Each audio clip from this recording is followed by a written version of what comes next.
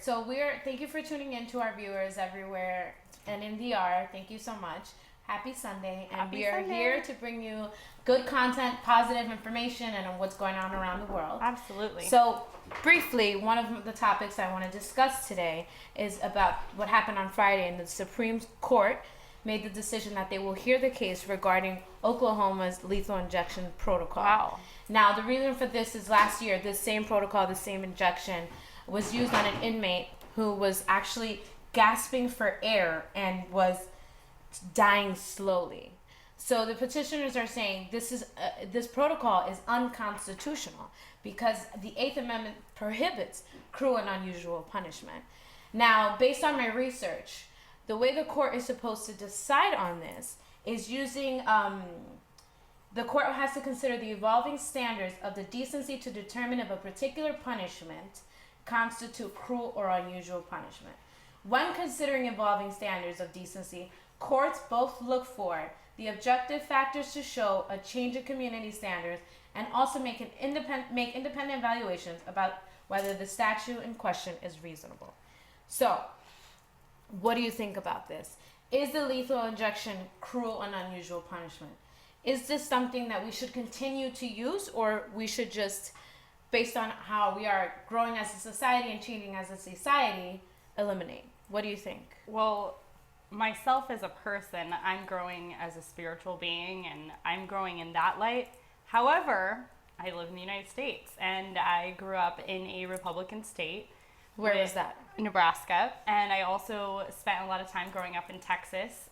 So I have still a pretty firm stance on people who are convicted of, murder, and I'm assuming it's murder. I can't imagine. Okay. I can't even imagine that it would be something less than, right? So he's been convicted. He's been found guilty. He's in prison, and he's been sentenced to death. So in retrospect, whatever heinous crime he committed, it's more like an eye for an eye at this point, where I don't necessarily believe in that for myself and my enemies, or hopefully I don't have any anymore. I'm trying to come to peace with those things.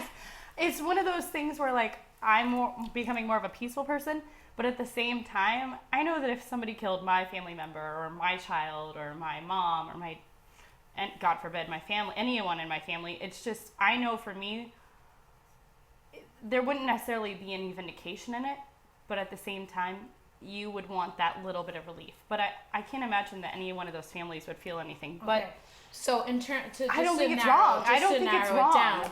I think do the crime, do the time. Okay. Essentially. My only issue is with this, that there have been cases of wrongful conviction. And as we move forward with technology and the advancement in technology with DNA, and I guess it's getting easier and easier to say, yes, this person did 100% commit this crime. Right. But there have been cases where they were wrongfully convicted. So what do you say about that? Someone could be, I just want to know the death penalty, and they're gone, and they weren't even the person who committed the crime. I guess burden of proof is kind of where we're at. Yeah, but that still happens where there's wrongful conviction in those cases. So that's my only issue. I know. I just read something about a guy who got freed after 20 years, and I think that's great. I really do. But where I'm at is, I guess I don't think that whole squirming, and I don't know how he died. I didn't really cover that one, but I don't know that I think it's wrong for people who are guilty. I don't know that if they've been sentenced to that it's wrong. Gotcha. So okay, so we'll be right back after a brief break for more topics. Thank you.